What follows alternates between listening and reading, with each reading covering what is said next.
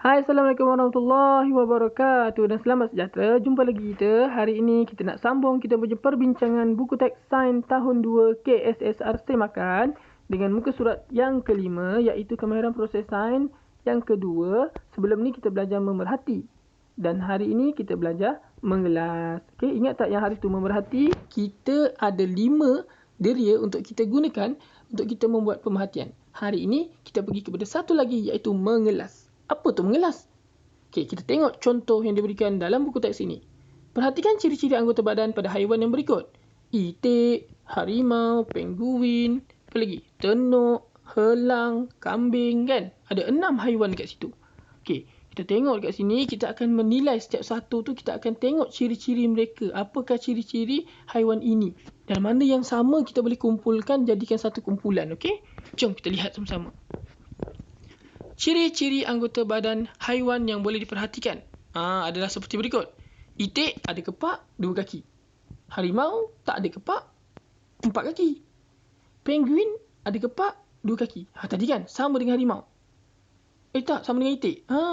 Tenuk tidak ada kepak dan ada kaki 4. Sama dengan harimau. Helang ada kepak dan berkaki 2. Sama dengan itik. Kambing tidak ada kepak dan berkaki 4. Sama dengan tenuk dan juga harimau. Nampak tak? Daripada 6 haiwan ni tadi, kita dapat nilai bahawa 3 daripadanya ada kepak. Iaitu penguin, helang dan juga itik. Dan 3 lagi tak ada kepak. Harimau, tenuk dan juga kambing. Dan kita juga tahu bahawa itik, itik, helang dan penguin ni kaki dia 2. Yang ada kepak ni. Yang tak ada kepak pula harimau, tenuk dan kambing tadi kaki dia 4. Jadi, macam mana kita nak mengelaskan dia? Jom kita tengok perbincangan seterusnya. Okey. Bagaimanakah kita boleh mengelaskan haiwan ini?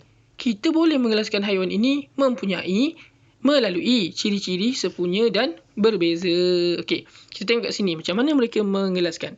Itik, penguin dan helang mempunyai ciri sepunya iaitu mempunyai kepak.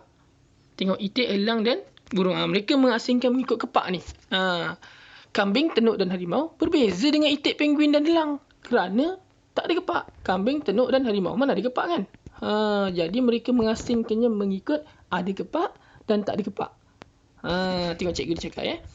Haiwan-haiwan ini boleh dikelaskan menggunakan ciri-ciri berkepak dan tidak berkepak. Okey, jadi lepas dah boleh kelaskan, apa kita buat? Kita tengok kat sini. Jadi senarai haiwan adalah itik, kambing, penguin, harimau, helang dan juga tenuk. Anggota badan. Okey, kita boleh asingkan mengikut jadual seperti ini, mengikut carta seperti ini ya. Anggota badan. Sebelah berkepak, yang sebelah kanannya tidak berkepak. Yang berkepak adalah itik, penguin, helang. Tidak berkepak adalah kambing, tenuk, harimau. Kan dah boleh asingkan tu. Inilah namanya mengelas. Okey, sekarang ni cikgu dia tanya lagi. Kelaskan pula haiwan-haiwan tersebut menggunakan ciri-ciri yang lain. Ciri-ciri yang lain tu apa? Tadi kan kita tak asingkan berkepak dan tidak berkepak. Sebenarnya dalam kumpulan yang sama ni kita boleh asingkan mengikut bilangan kaki. Kita tulis yang sama anggota badan macam gini, macam dalam jadual ni kan. Anggota badan kita tukar berkepak tu dengan berkaki 2. Yang tidak berkepak ni kita tukar dengan berkaki 4. Haiwannya sama. Maka kita dapatlah mengelaskan mengikut ciri-ciri yang lain iaitu berkaki 2 dan berkaki 4. Kan senang.